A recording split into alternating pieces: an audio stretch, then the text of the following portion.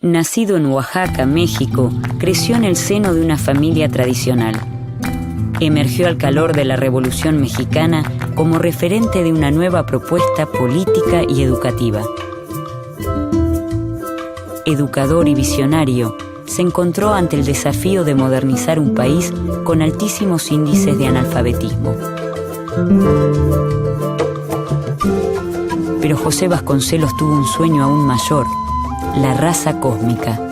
El pueblo iberoamericano mestizo sintetizaba, según él, una raza ideal, destinada a ser la vanguardia de la humanidad futura.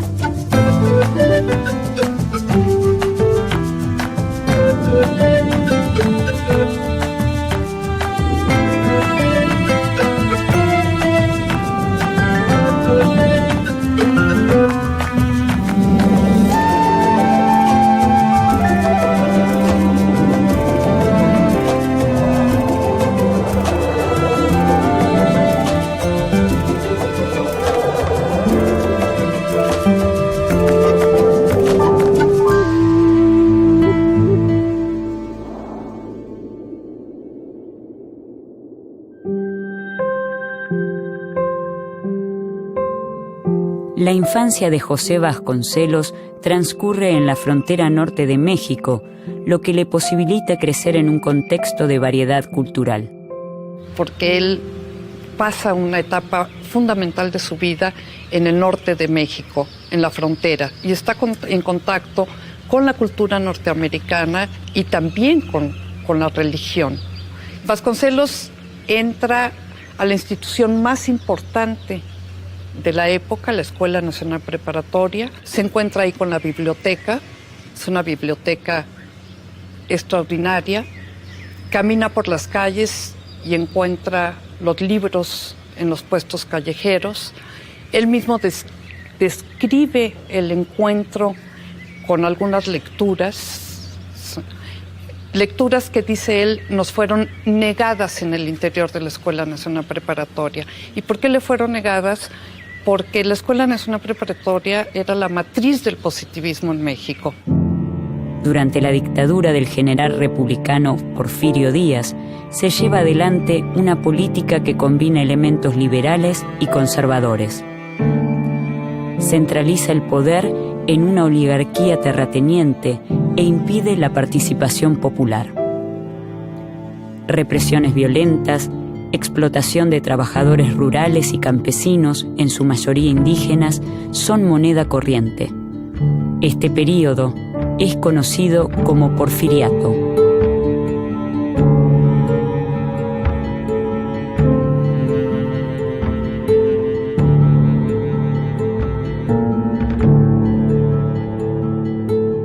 Justo Sierra es el ministro de Instrucción Pública del gobierno de Porfirio Díaz. Conocidos como los científicos, Sierra y su gobierno se fascinan por lo francés, lo alemán o lo estadounidense, influencias que determinan el modelo para seguir. Vasconcelos critica la educación positivista impuesta por Sierra y, junto con otros jóvenes, funda el Ateneo de la Juventud Mexicana. Se oponen a un sistema que promueve una visión única del pensamiento filosófico de impronta científica y determinista, y exigen la libertad de cátedra y de pensamiento. José Vasconcelos encuentra en Ariel, ensayo publicado por el escritor uruguayo José Rodó, una obra de suma inspiración. En Ariel se insta a la juventud hispanoamericana a construir una nueva cultura, constituida sobre la base de una identidad latinoamericana. El desafío de los ateneístas es encontrar el camino para reafirmar los valores culturales, éticos y estéticos que consoliden la identidad nacional mexicana y latinoamericana.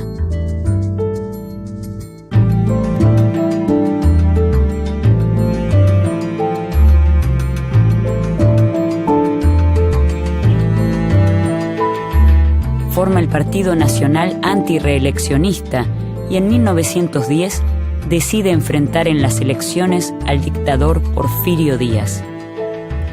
Es el único del grupo que opta abiertamente por lo que en ese momento era el movimiento antirreeleccionista de Francisco I. Madero. Vasconcelos fue director del periódico El Antirreeleccionista, financiado por la familia de Madero. Hoy parece fácil afiliarse a un partido político. En ese momento, y el hecho de que haya sido el único, habla de un compromiso intelectual, de un compromiso político y de una ética que en aquel momento muy pocos tenían realmente el arrojo para desarrollar.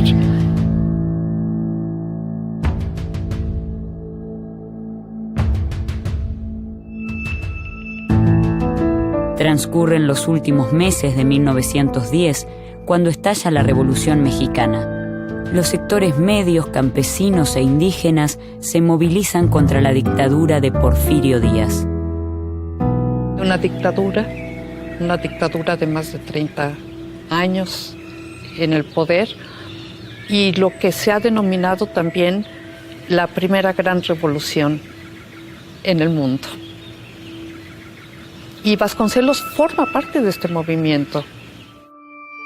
Entre acuerdos y desacuerdos políticos, Vasconcelos es designado por un breve tiempo para la cartera de Instrucción Pública, pero las peleas internas de los revolucionarios no hacen posible el ejercicio de las funciones de gobierno. Vasconcelos no puede todavía desarrollar sus ideas en la educación pública. Es el 9 de febrero de 1913 y Vasconcelos sale del país. Generalmente pasa inadvertido esta breve etapa de Vasconcelos como ministro de Instrucción Pública. Va a ser apresado por los mismos, una fracción de la revolución. Se escapa de la cárcel en una huida espectacular, colgándose por unas sábanas desde una ventana. Recala en Estados Unidos, representa durante 3 años de exilio al revolucionario frustrado, al revolucionario que finalmente siente que sus compromisos y la mortandad y la violencia y todo lo que trajo la revolución no se tradujo en acciones inmediatas. Es el año 1911 cuando Madero es elegido presidente. En 1913, un movimiento contrarrevolucionario es encabezado por Victoriano Huerta. El levantamiento militar concluye con el asesinato de Madero y Huerta asume la presidencia, lo que provoca la reacción de jefes revolucionarios como Venustiano Carranza y Francisco Villa. El ejército de Carranza, comandado por el general Álvaro Obregón, obliga a la renuncia de Huerta. Carranza ocupa la presidencia, pero Pancho Villa y Emiliano Zapata lo rechazan. El general Obregón intenta, sin éxito, disolver el conflicto con los jefes revolucionarios y se enfrenta a las tropas de Villa y Zapata, las cuales son doblegadas. Carranza llega al poder y legitima su presidencia de modo constitucional en 1917. Pero Obregón considera que las conquistas revolucionarias, lejos de profundizarse, corren peligro de ser destruidas. Considera a Carranza un traidor y organiza un levantamiento contra su gobierno. Durante 1920, José Vasconcelos se alinea con Álvaro Obregón contra el presidente Carranza y así se crean las condiciones para su regreso a México. El levantamiento triunfa y Obregón es elegido presidente. Un año más tarde, Carranza es asesinado. Durante la presidencia de Álvaro Obregón, Vasconcelos inicia su época de esplendor en el campo educativo y asume como rector de la Universidad Nacional. Por mi raza hablará el espíritu es el lema que impone Vasconcelos durante su rectorado y otorga a la universidad su actual escudo, el águila mexicana y el cóndor andino, ave bicéfala que protege el despliegue del mapa de América Latina. Vasconcelos presenta el proyecto para crear una Secretaría de Educación Pública, conocida como la SEP. Se propone llevar a cabo un plan educativo único para todo el país. Su actuación en este cargo es tan breve como intensa y deja marcas imborrables en la educación mexicana y latinoamericana.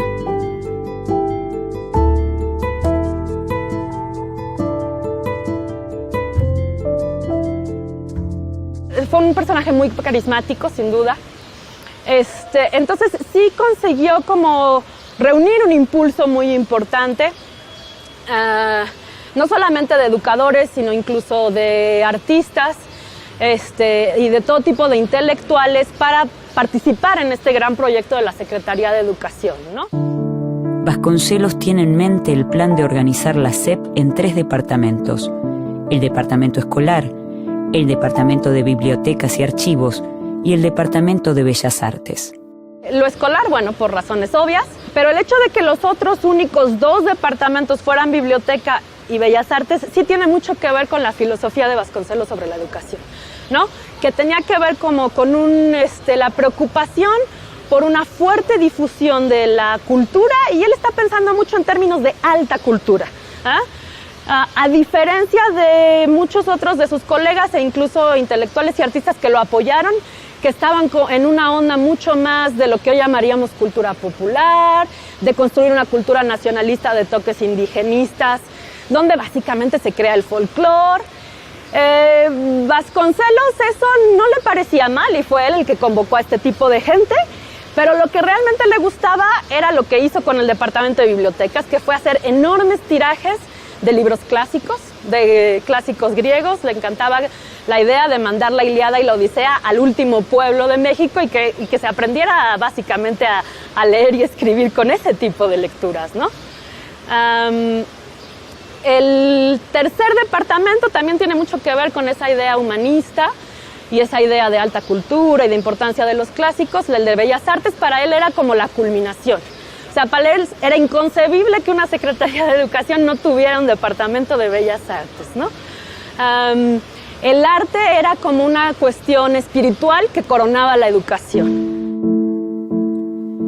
El plan de Vasconcelos se pone en marcha. Convoca a sus viejos compañeros del Ateneo de la Juventud para que asuman cargos en su gestión. Se suman al proyecto el Departamento de Enseñanza Indígena y el de Desanalfabetización.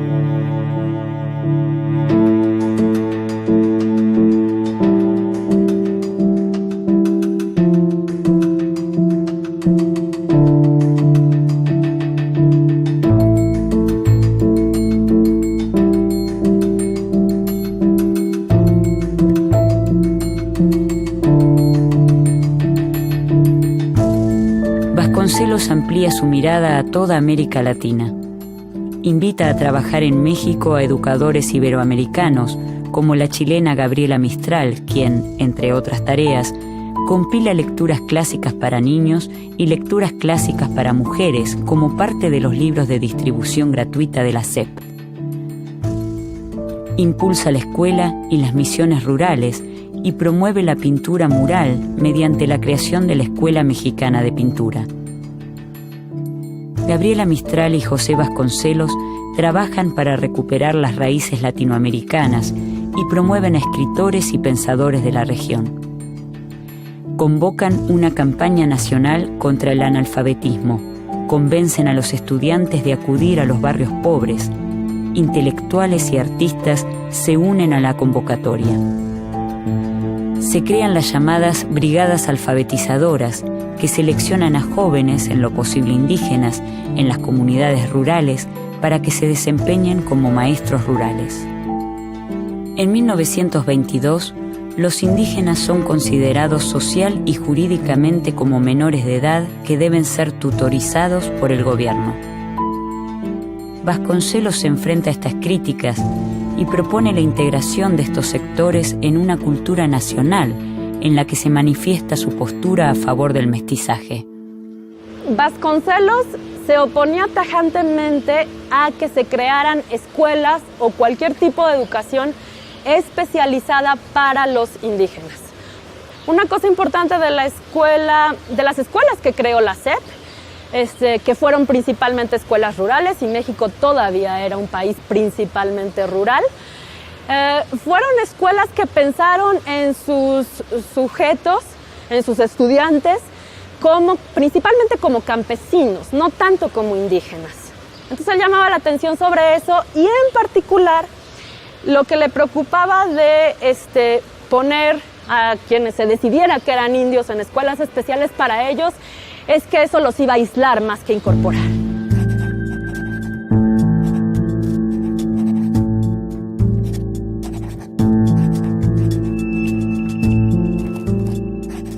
Es el año 1923. Bajo el lema Tierra, Escuela, Acción Cívica y Cultura, se redacta el programa de redención indígena. Para cumplir con estos fines, la SEP funda las Casas del Pueblo, que tienen finalidades sociales, económicas y morales. Esto incluye prácticas de higiene, como el uso del jabón y la distribución de las vacunas. Construida sobre la base de 5 antiguos edificios, entre los cuales se destacan el convento y el Templo de la Encarnación, se erige la Secretaría de Educación Pública en el centro de la capital mexicana. Diego Rivera y hasta el mismo Vasconcelos participan en sus pinturas y diseños, modificando los planos arquitectónicos. El edificio se construye con líneas neoclásicas y con murales pintados en las paredes de sus corredores. Estatuas de Platón, Buda, las casas y Quetzalcóatl dominan el patio central y simbolizan la herencia cultural de Grecia, Asia, España y América. De este modo, se anticipan las ideas que Vasconcelos desarrollará en su obra, La raza cósmica. La ideología del mestizaje en México pues, fue clarísimamente un impulso nacionalista que buscó presentar una nueva posibilidad para el México moderno, ¿no? En ese momento el lenguaje todavía era muy racial, entonces se presentó la idea de un mexicano moderno en términos raciales. Debía de ser un mexicano mestizo, es decir, mezclado de español e indio, ¿no? La idea de que Vasconcelos se ha visto como ideólogo del mestizaje ya nos da una idea de que no era precisamente un indigenista, ¿no? La idea central de Vasconcelos es la generación de una raza que sintetice y exprese el continente en un sentido sociogenético y cultural. Sostiene un concepto de cultura universalista y espiritualista, aunque al mismo tiempo defiende vigorosamente que cada pueblo tiene algo específico que aportar al caudal de la cultura universal. Ve en el pueblo iberoamericano mestizo un pueblo destinado a ser la vanguardia de la humanidad futura. Vasconcelos profetiza: será la raza cósmica la que llenará el planeta con los triunfos de la primera cultura verdaderamente universal, verdaderamente cósmica. La colonización española creó el mestizaje y esto señala su carácter, fija su responsabilidad y define su porvenir. Las propuestas y miradas de Vasconcelos no tardan en generar polémicas y lo llevan a debatir con otros intelectuales, también cercanos al indigenismo y a la revolución. Cuando los proyectos de la SEP están en pleno desarrollo, Vasconcelos decide realizar durante unos meses una gira oficial por los países sudamericanos. Viaja por Argentina, Brasil, Chile y Uruguay para expandir la experiencia revolucionaria y convocar a la juventud del continente a sumarse a ella. Vasconcelos retorna del viaje, pero el clima político ya no es el mismo. Una serie de conflictos internos con los estudiantes y la pérdida de apoyo del presidente Obregón abren la puerta a su decadencia. Él renuncia a la Secretaría de Educación Pública antes de que concluya el periodo de Obregón. Y además se lanza una campaña como gobernador, para gobernador de su estado natal, Oaxaca, y es brutalmente despojado en el proceso electoral. En 1924, Vasconcelos se ve obligado a dimitir. Vasconcelos sufre la derrota en las elecciones a gobernador de Oaxaca y parte en un largo viaje a España, Italia, Grecia y Oriente. Un viaje que influye fuertemente en su obra posterior. Después de su renuncia a la secretaría, ¿sí?, y de el periodo de su gran enemigo político, que fue Plutarco Elías Calles, otro general que además para Vasconcelos representa toda la parte negativa del caudillismo militar. Calles había encabezado una persecución religiosa que deriva en una verdadera guerra cristera, y Vasconcelos encabeza un movimiento, una candidatura a la presidencia, que podríamos decir que congrega y reúne a muchos sectores que se habían sentido desplazados o fueron pisoteados o fueron negados. Corre el año 1929. Vasconcelos se postula para ser presidente de la nación y es derrotado. Su época revolucionaria se cierra definitivamente. Casi como un presagio de un descenso ineludible, los próximos años de Vasconcelos son tiempos desafortunados. Se dedica a viajar y pasan muchos años hasta que decide regresar a México. Pero aquí ya es el desastre total. Y es un Vasconcelos que vive con una amargura brutal, un exilio en diferentes países, viviendo del periodismo, viviendo también de una fama, de una flama que se quedó a medias, que se va extinguiendo, y regresa él a México completamente cambiado. Realiza trabajos burocráticos en la biblioteca, recibe títulos honoris causa y vive, sobre todo, de sus memorias. Son los libros más vendidos y más leídos de México, en particular el Ulises criollo. Vasconcelos vivió sus últimos años como una especie de apestado. Llega a un grado de mutilar sus propias memorias. Él le pide a dos amigos que censuren todo aquello que no sea correcto para las manos y las mentes puras, purificándose a sí mismo, purificando su historia. Y esto lo hace un hombre muy aberrante para las nuevas generaciones y muy incómodo para sus contemporáneos. El 30 de junio de 1959, en la Ciudad de México, José Vasconcelos muere. Quizá lo que a mí más me conmueve fue un texto reciente de Sergio Pitol que dice: Vasconcelos nos enseñó que se podía alcanzar las estrellas, y algunos testimonios de aquella época nos enseñan que sí fue posible en algunos instantes. ¿Por qué hoy José Vasconcelos sigue vigente? Porque es un mito que aún late en las huellas de la historia latinoamericana, en sus ideas renovadoras sobre la educación, en sus contradicciones y en sus obras. Y porque ha dejado un legado ineludible que sigue generando múltiples miradas en las nuevas generaciones.